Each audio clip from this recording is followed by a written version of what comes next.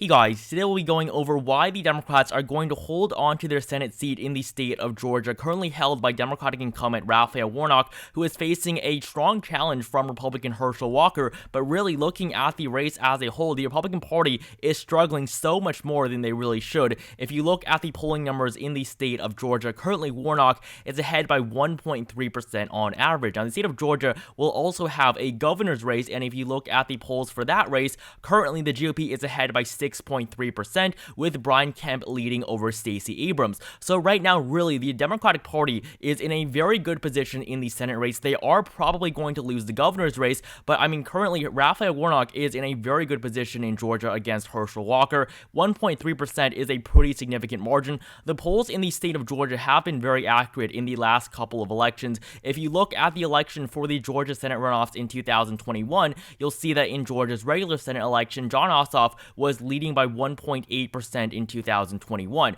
and in that election, of course, he ended up winning the race by 1.2%, so the polls were off by less than 1%. If you look at the special election, the polls were even closer. Raphael Warnock was ahead by 2.1% against Kelly Loeffler in his last election in the Georgia special Senate election, and he, of course, defeated Loeffler in the end by a margin of 2.1%. So really, the polling in Georgia is very accurate. They were also relatively accurate for the presidential election as well, and currently 538 gives the Democrats a 45% chance of winning. Now, in my opinion, I do think the Democratic Party has a much higher chance at winning this race, simply because Herschel Walker is just such an unelectable candidate, and he really has proven that his popularity in the state of Georgia at this point really is just not good, and compared to that of Warnock's, it really is quite abysmal. So if you look at the polls that have been released for both Georgia races, when these pollsters conduct these polls, they conduct both a governor and a Senate poll. So if you look at the most recent poll sponsored by AARP,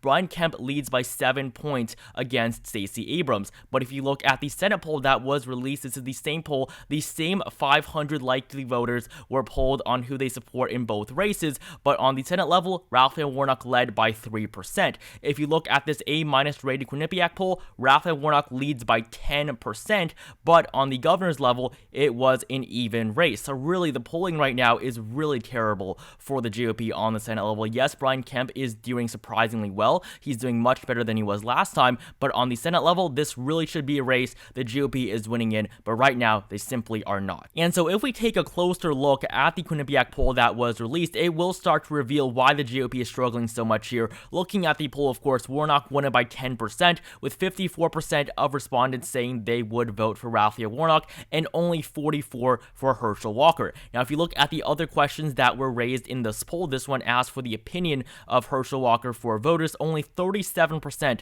viewed Herschel Walker favorably, 42% viewed him negatively. So 37-42, this is a negative approval rating for Herschel Walker, and for someone who is not in elected office, this is a pretty abysmal approval rating. Only 2% of Democrats view Herschel Walker positively, 76% for the GOP. 7% of his own party view him unfavorably, and if you look at the numbers among independents, this is the issue right now for Herschel Walker. He is going to end up winning the Republican vote, but if he wants to win a state like Georgia, he is going to have to win over independents. Only 29% of independents view Herschel Walker positively, while 42% have a negative opinion of the Republican candidate. If we look at the same numbers for Raphael Warnock, 49% of Georgia voters view Raphael Warnock favorably, 37% view him negatively. If we look at the numbers among the Democratic Party, 9 in 10 Democrats have a positive view of Raphael Warnock, and 57% of independents view Warnock favorably. This is the issue right now for the Republicans. Their candidate simply is not as popular as the Democratic one. If we look at the approval rating of Joe Biden in this poll,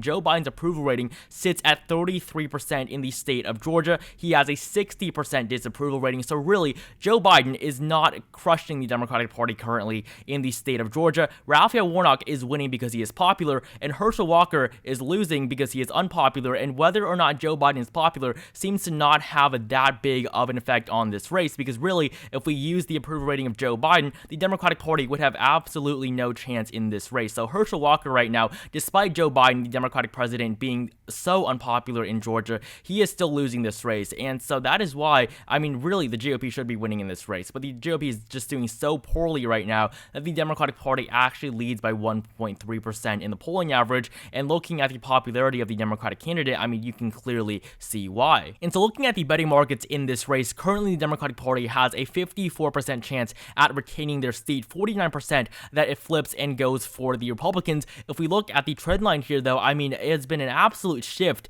in favor of the Democratic Party over the last couple of months. If we look at the odds for the Democrats in mid-April, they had a 37% chance at winning. Now they have a 54% chance of winning, and the Republicans just a couple of months ago had a 2 in 3 chance at winning this race. Now their odds have dropped all the way down to 49. And so yes, these numbers do add up to a little bit over 100. That is a result of rounding, but I mean, the numbers here have been abysmal for the Republican Party. It went from a race in which they had a massive advantage in all the way down to a race now where it is basically a coin toss, but the Democratic Party has the clear edge here. And if we look at the reasons why, I mean, it is just the issues with Herschel Walker as a candidate. There's just been multiple revelations about him coming out over the last couple of months that have been very negative for him, one of which being that he did not play an active role in many of his children's lives and then kept it a secret even to his very own campaign team, despite saying that absentee fathers were a major issue in the country. I mean, just stuff like that, things he said on the campaign trail as well, have really been hurting both his popularity and in turn his polling numbers. And really,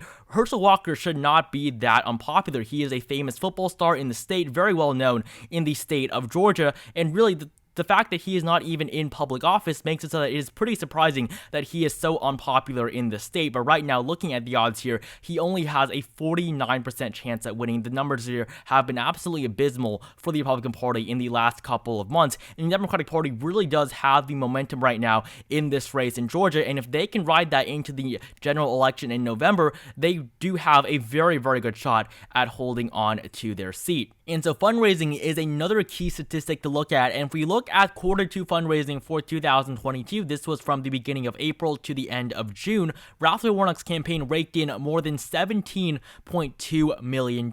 At the same time, Herschel Walker's campaign only raised $6.2 million. So these are pretty abysmal numbers for the Walker campaign. I mean, if you want to unseat a sitting U.S. Senator, you really are going to have to do better in terms of fundraising, and you are going to need that grassroots support. So if you look at the fundraising statistics for both Raphael Warnock and Herschel Walker, you'll see that the numbers for Warnock were only last updated at the very end of 2021, while the numbers for Herschel Walker were updated just 2 weeks ago. And so looking at the contributions for both candidates, what we want to look at here is money they have raised from small individual contributions of less than $200. So basically what this means is the more money you have from these small individual contributions, the more grassroots support you probably have. If you look at the 2020 Democratic primary, this is why Bernie Sanders was doing so well in terms of fundraising, because he had grassroots populist support. Raphael Warnock, at the beginning of 2022, had already raised $14 million from small individual contributions.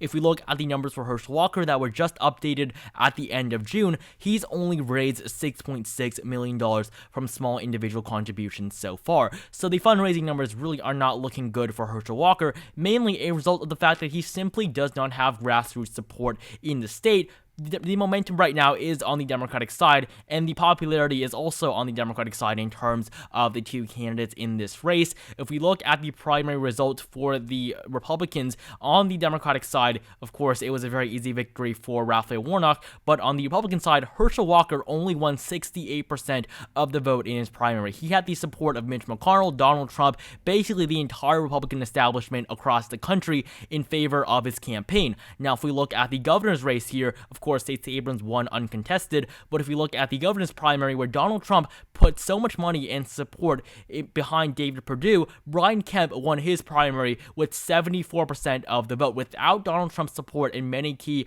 Republican players, Brian Kemp still won a larger percentage of the vote in his primary than Herschel Walker. I mean, this was one of the first signs that Herschel Walker was probably going to be a pretty weak candidate on the ballot this November, and the fundraising numbers definitely cement that fact as well. And the final statistic we're going to look at is the approval rating of Joe Biden and how it really is not affecting these midterm elections too much. If we look at the numbers here for the incumbent president, currently he has a 38.5% approval rating. That is pretty bad. If we look at the numbers over the last last year, though, his numbers have consistently just been going down. But if we look at the general conventional ballot polling, you will see the numbers have remained pretty consistent, especially in the last 2 to 3 months. The numbers were pretty bad for Joe Biden. They went from 42% all the way down now to 38.5, and I mean, this is a very commonly pulled statistic. Error, I think, is pretty unlikely. So if we look at the generic ballot polling, which is also polled very heavily, the numbers have remained pretty stagnant over the last couple of months, and they've actually only gone up for the Democratic Party. The GOP now is only up by 1.7% nationwide. If we look at the polling here just a couple of months ago, they were up by almost 3%. So Joe Biden's approval rating, yes, it is not helping the Democratic Party in any way in these major Senate races, but it is not hurting them as much as you would really expect. The economy is not great. That is going to probably be the biggest thing that actually hurts the Democratic Party. Of course, that is hurting the approval rating of Joe Biden as well. But with abortion being made a bigger issue, it is one of the biggest issues for Democratic voters at this point in time, and it is a big issue for young voters as well. And in a race as close as Georgia, even a slight chunk of the electorate being more energized as a result of one of these major issues like abortion is going to help the Democratic Party significantly. I think they will hold on to the state of Georgia, at least at this point in time, and if they do hold on to it, their chances of winning the Senate go up significantly. They will probably also win Pennsylvania if they can win in Georgia, and of course these final two races, Nevada and Arizona, they will only have to win one of them, and Mark Kelly currently is polling very well in Arizona, much better actually than Raphael Warnock, but of course the Republican primary there has not been decided yet. In the state of Nevada, we have a pretty close race between Adam Laxalt and Catherine Cortez Masto, so we are going to see what happens in Nevada. I think right now Nevada is going to be the closest race on the ballot this November. I think Georgia, there is a significant chance that it stays in the Democratic column after these midterm elections, and so right now I have the Senate as being killed for the Democratic Party for the first time in a very long time. I do think Democrats will be able to hold on to their majority, and so yeah, that will be it for this video. Make sure you like, comment, and subscribe, and I will see you guys in the next one.